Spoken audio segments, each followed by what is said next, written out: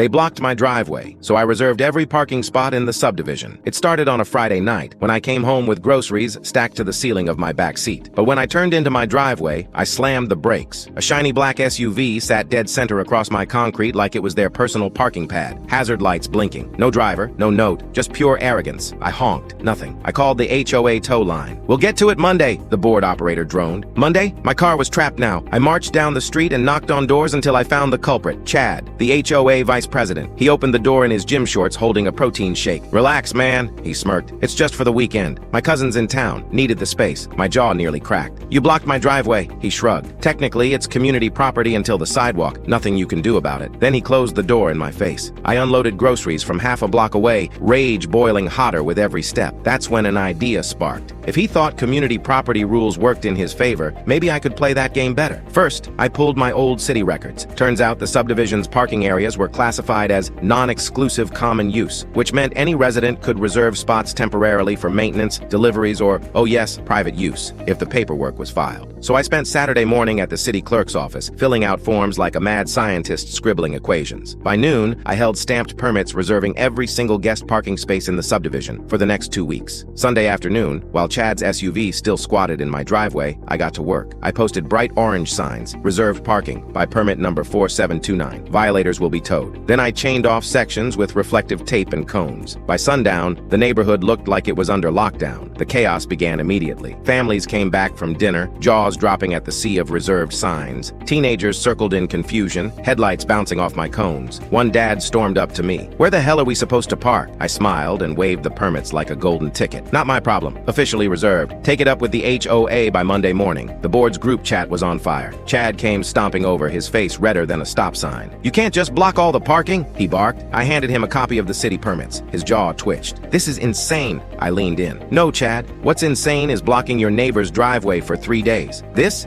is just as tow trucks rolled in by Tuesday. One by one, every car parked illegally in my reserved spots got hooked and hauled. You'd think they were evacuating a war zone. Neighbors cursed, threatened, begged. The HOA emergency meeting was called that night, and Chad, sweating bullets, tried to spin it like I was the villain. But the paperwork didn't lie. By Wednesday, the board voted unanimously to end his little driveway blocking policy and implement new rules. No vehicle may obstruct a resident's driveway under any circumstances. They even refunded my permit fees just to end the chaos. As for Chad, he spent the rest of the month fielding angry calls from residents who had to pay impound fees because of his arrogance. Now, whenever I pull into my driveway, it's clear. Nobody dares park within 10 feet of my curb. I didn't just get my space back, I got every neighbor their freedom too. Was this the perfect payback, or would you have handled it differently?